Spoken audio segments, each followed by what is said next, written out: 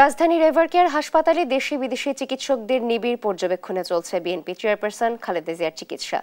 এ নিয়ে সবশেষ খবর জানাতে সরাসরি যুক্ত হচ্ছেন সহকর্মী সাদ আহমেদ।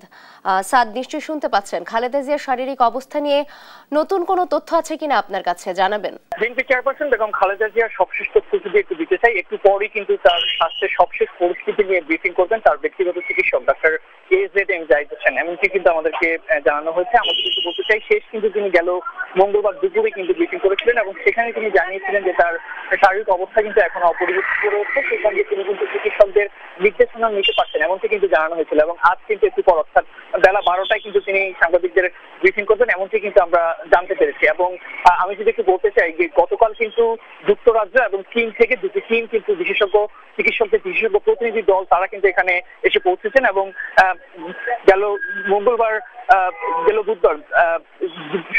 সকালের দিকে কিন্তু যুক্তরাজ্যের যে টিম সেটি কিন্তু এসে পৌঁছায় এবং সেই সঙ্গে চীনের যে প্রতিনিধি দল তারা কিন্তু রাতে এসে পৌঁছায়। আমরা জানি যে সকালে যে যুক্তরাজ্যের যে রিচার্ড ডিল তার নেতৃত্বে কিন্তু যারা এসেছেন তারা কিন্তু ইতিমধ্যে কিন্তু শুরু করে দিয়েছেন। সেই সঙ্গে চীনের প্রতিনিধি দলরাও কিন্তু সেখানে যোগ দিয়েছেন এবং হয়তো এই বিষয় নিয়ে কিন্তু আজকে তার ব্যক্তিগত চিকিৎসক ডাক্তার AZM জাহিদ হোসেন কিন্তু ব্রিফিং করবেন এমনটাই আমরা আশা করছি। এবং সেই সঙ্গে আরো যেটি বিষয় বলতে চাই যে এর আগে কিন্তু বিএনপির পক্ষ থেকে বলা হচ্ছিল যে তার অবস্থা যদি অর্থাৎ যুক্তরাজ্য এবং চীনের প্রতিনিধিরা যে নির্দেশনা দিবেন সেই নির্দেশনার উপরই আসলে নির্ভর করছে যে বিএনপি চেয়ারপারসন এবং খালেদা জিয়া কি বাইরে নেওয়ার অবস্থা বা স্থিতিশীলতা কি তার মধ্যে এসেছে কিনা। যদি সেটি হয় তাহলে কিন্তু তাকে বাইরে নিয়ে যাওয়া হবে। সেই সঙ্গে যদি তার অবস্থা অপরিবর্তিত থাকে অর্থাৎ দেশে নেওয়ার মতো পরিস্থিতি বাইরে নেওয়ার মতো পরিস্থিতি যদি না থাকে তাহলে কিন্তু বিএনপির ভারপ্রাপ্ত চেয়ারম্যান তারেক রহমান হয়তো অতি দ্রুত দেশে ফিরবেন এমনটাই কিন্তু জানানো হয়েছিল।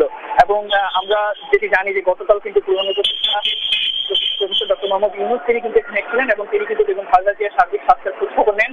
সেই সঙ্গে এর আগে গেল মঙ্গলবার কিন্তু তিন বাহিনীর প্রধান, বিশেষ করে বিমান বাহিনী, নৌবাহিনী এবং সেনাবাহিনীর প্রধানরা কিন্তু এসে দেখা করে গিয়েছেন।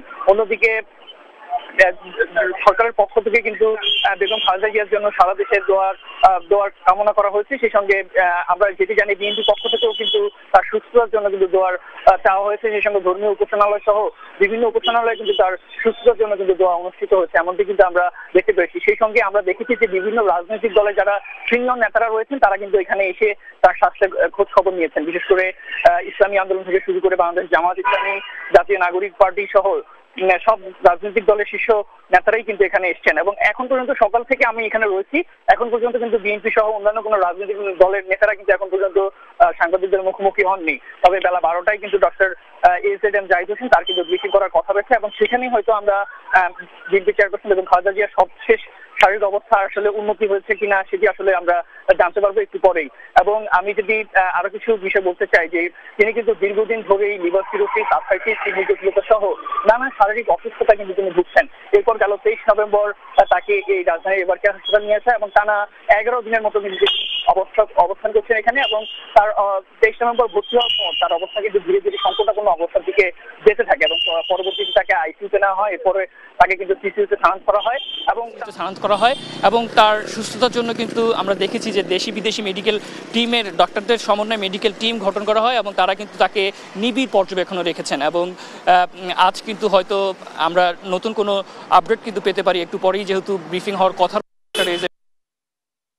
আমরা নতুন তথ্য পাবো এমনটি আমরা আশা করছি। অন্যদিকে থেকে কিন্তু কর্মীদের ভিড় কিন্তু তেমন দেখতে পাইনি। এখনো কিন্তু এভারকেয়ারের যে সামনের ফটক সেটি কিন্তু তুলনামূলক ফাঁকাই রয়েছে, এমন চিত্রই কিন্তু আমরা সকাল থেকে দেখতে পাচ্ছি। তো এই ছিল রাজধানীর এভারকেয়ার হাসপাতালের সামনে থেকে আমার কাছে সর্বশেষ।